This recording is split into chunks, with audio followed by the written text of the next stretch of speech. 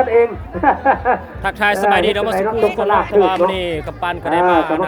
บ้านเจียงเนาะเมืองเกษตรแขวงเวียงจันทน์ตามอันนี้ทีมยังก่อนการจกสลากเลยแล้วก็ได้แล้วน้ำพร้อมเนาะทีมพอลูกอ่อนอ่ะโอ้สู้ๆเด้อจะแข่งแล้วบ่ยังกำลังขึ้นไปขึ้นไปเนาะเอาสู้ๆเด้อสู้ๆเด้อเอาทักทายสบายดีเรามาสุขุมสปอร์ตเนาะวันนี้เราก็ชมบรรยากาศไปพร้อมๆกันเนาะโดยรวมนักเรียนโรงเรียนเราก็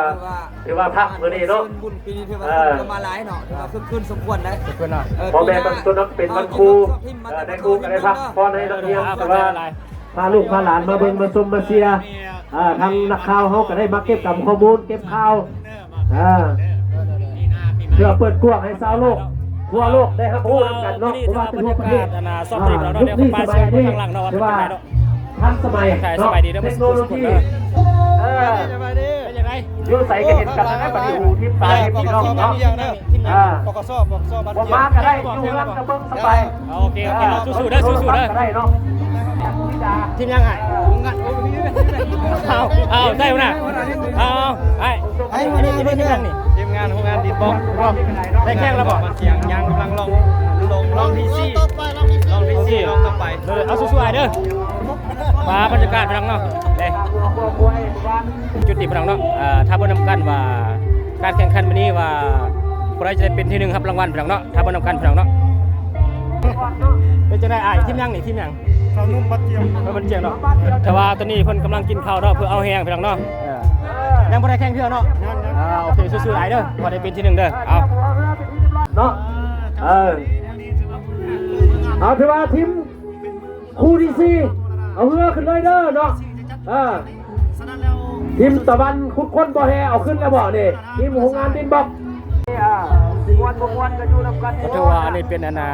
ทีมเสียพี่น้องเนาะแต่ละทีมพี่น้องเด้อถือว่าบรรยากาศพี่น้องคนโคตรหลายเลยพี่น้องบอกเลยพี่น้องเนาะแต่ละบ้านในตัวเมืองเกษตรพี่น้องเนาะถือว่าสมบรรยากาศในการแข่งขันเรือพายในปีนี้พี่น้องเนาะพี่น้องบรรษาบ้านเจียงเมืองเกษตรแขวงเวียงจันทน์เฮาเนาะกันพี่น้องเอามากันเร็วเอาMKเสื้อเหลืองหรือว่าเสื้อสีฟ้าสีเขียวสูสีกันมา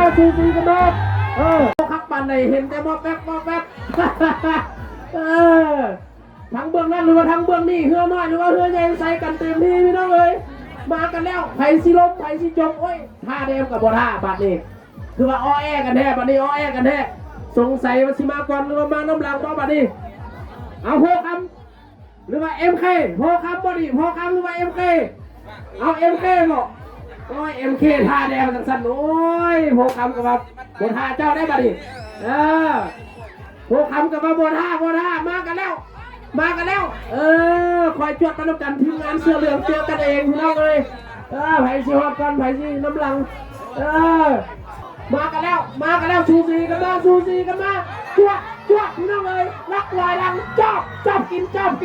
นมันสิมาหรือผมมาโอ้ยสงสัยMK สงสัยอยู่MKนี่มาก่อนฮอดแล้วตอนนี้เซนไซเข้าเซนไซเป็นที่เรียบร้อยเนาะเ